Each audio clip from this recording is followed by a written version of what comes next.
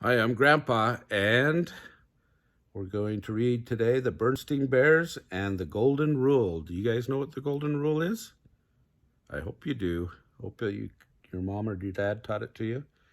It's actually written on this little sign right here. It says, "Do to others what you would have them do to you." You know what that means? That means to treat others like you want to be treated. Because if you're naughty to them, guess what? They'll probably be naughty back. And if you're nice to them, they'll probably be nice back. Let's see if the Berenstain Bears have that happen to them. When Sister Bear received a beautiful golden locket for her birthday, she was surprised and pleased. It was shaped like a heart, and it had her name on it. "Happy birthday, dear," said Mama and Papa Bear, giving her a big hug. Sister tried the locket on and looked at herself in the mirror. "I love it," she said. "I'm going to wear it all the time." "It opens up," said Papa. "Look." He showed the little golden clasp that you press to pop the locket open. "Neat," said Sister. She looked inside, expecting to find a little picture or a mirror or something, but all that she could see inside the locket were a few simple words: "Do to others what you would have them do to you." You know what that is, right? Sister was puzzled. The words seemed familiar, but she wasn't sure why. "What's this?" she asked. "It's the Golden Rule," explained Mama. "What's that?" Sister wondered. Mama's eyes widened. "The Golden Rule is one of the most important rules there is," she explained. "That's why we have always had it hanging on the wall of our living room." She pointed to the framed sampler above the mantelpiece. Sister gazed up at it in amazement. She had seen that sampler every day of her life. No wonder the words seemed familiar. "Oh," she said, a little embarrassed, "I never really thought about what it said before. What does it mean?" Oh, we talked about this already, huh? Spoiler alert. "The Golden Rule," Papa explained, "tells you to treat other people the way you want to be treated yourself." "Why is it inside my locket?" she wondered. "It's a golden rule inside a golden locket for a golden princess," said Papa, giving her a big kiss. "It's called the Golden Rule," explained Mama patiently, "because it's precious, just like gold. But it's not about the gold you wear around your neck on your finger." She held out her wedding ring. "It's about the golden treasure we keep inside our own hearts. The heart shape of the locket is meant to remind you of that." Sister thought it over. She didn't really get it, but that was okay. She loved the new locket anyway. The next day, before school, Sister showed off her new treasure to her friends, Lizzie, Millie, Anna, and Linda.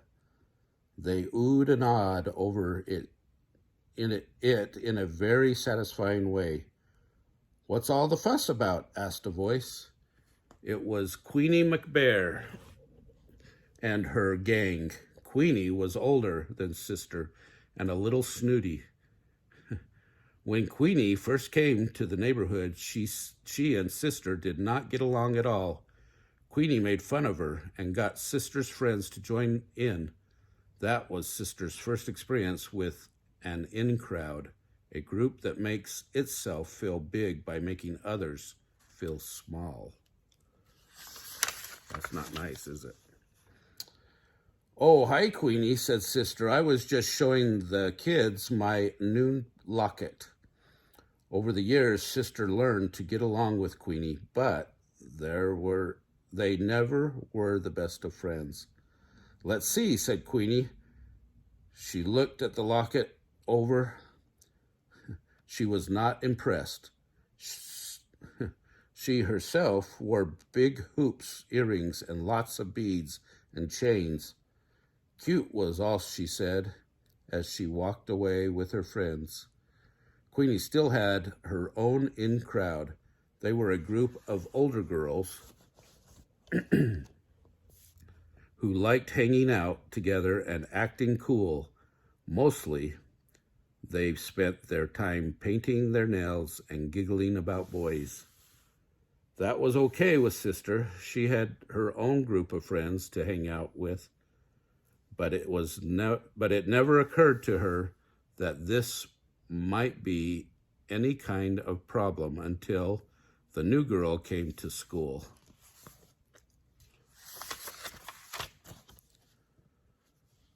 Her name was Susie McGrizzy.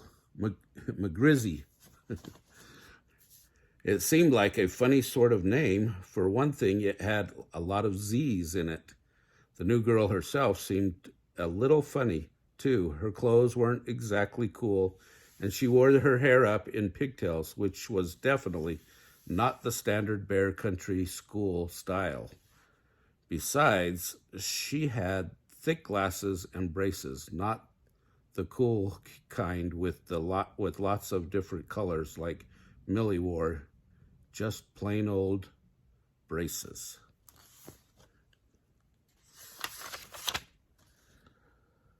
Oh, her first day of course, the new girl didn't know anyone at all. At recess, Sister noticed her standing off by herself in a corner of the playground. She looked sort of sad and lonely. Sister was thinking about going over and introducing herself when Lizzie and Anna came up. "Hiya, Sister," said Lizzie. "We're getting together a game of hopscotch. Millie and Linda are over there. Come on." Sister began to follow them, but she paused and glanced back to where the new girl was standing all by herself. The new girl looked lonelier than ever. "Wait a minute," said Sister. "What about the new girl? What's her name? The one over there? Maybe we should invite her to join in. She looks pretty lost and lonely."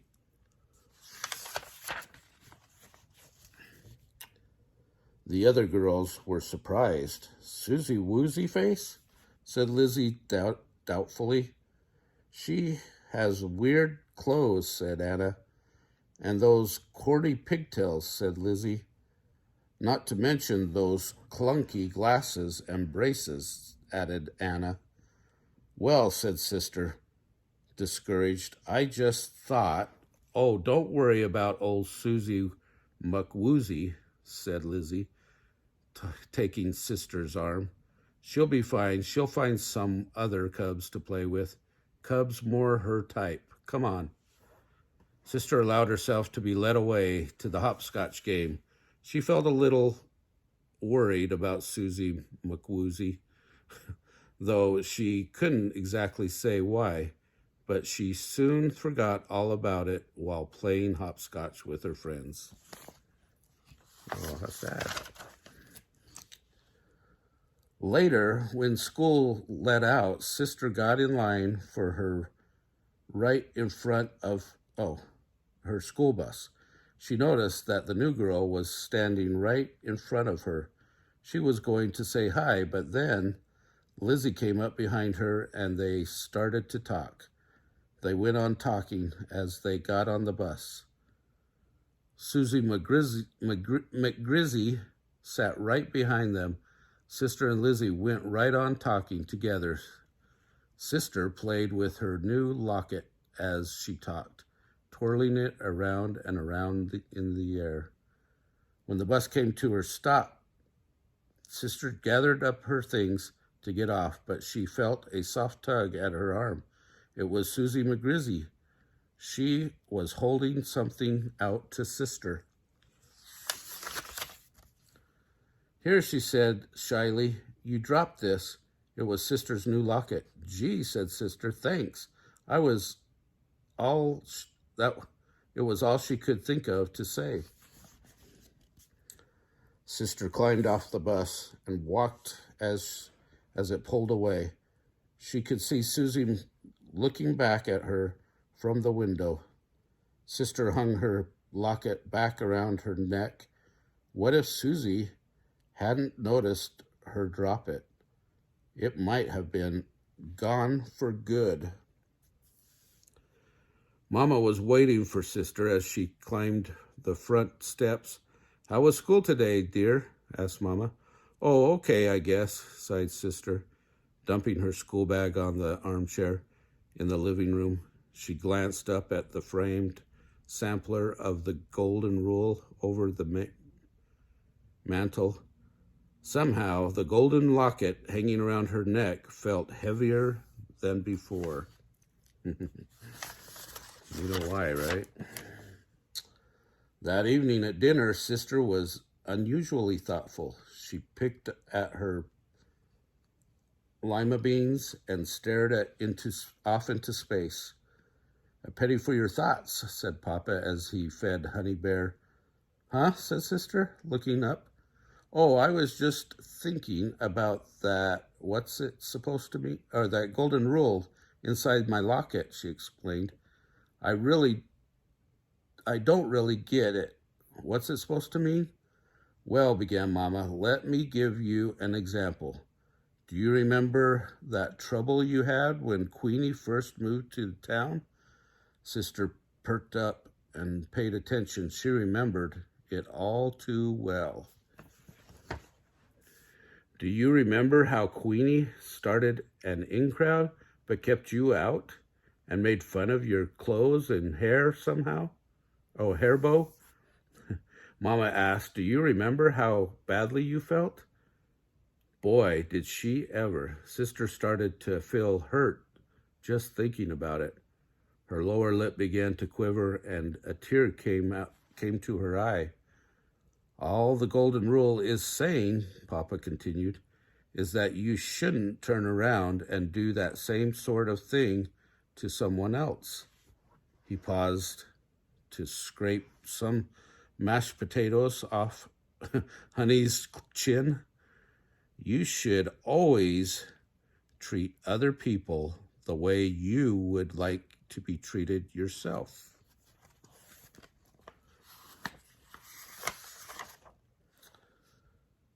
But I would never do anything like that, said Sister. Besides, I don't have an in-crowd. Oh no, said Brother, who had been taking all this in. What about Lizzie and Anna and Millie and Linda? You play with them all the time, but I never see you asking anyone else to join in. That's different, protested Sister angrily. I'm just playing with my friends. We're not trying to keep anybody out. Of course you're not, dear, soothed Mama. I'm sure you and your friends would never dream of keeping other cubs out of your group. Sister Bear grew very quiet. Now that she thought it over, that wasn't quite so sure. She wasn't quite so sure. Not so sure at all. The next day at recess, as soon as Sister came outside, she looked around the playground for Susie McGrizzy. She soon spotted her sitting off by herself under the big oak tree at the edge of the schoolyard and reading a book. Right over here, do you see her? Sister marched right up to her. Hello, Susie, she said brightly. Susie looked up in surprise. Hello, she said shyly. I'm Sister Bear, and my friends and I are going to play some hopscotch, Sister told her. Would you like to join us? Susie's face lit up. Oh, I'd love to, she said with a big bracy grin. I love hopscotch. Terrific, said Sister. Do you want to see my locket? Sure, said Susie. Okay, said Sister. Come on, I'll show it to you. Over there. Sister took off, and Susie chased her laughing across the playground to the hopscotch square. where Lizzie, Millie, Anna, and Linda were waiting. Sister's golden locket gleamed in the sun as she ran. Anyway, I hope you like that book. It teaches us a great lesson. I hope you guys make an effort to make new friends at school. It's kind of still the beginning of the school year, so if people move in, to make sure you befriend them and be nice to them and include them in your groups and in your games. And like our videos and subscribe to our channel. Tell all your friends about our channel. It's Grammy and Grandpa Read on YouTube. All right, thanks.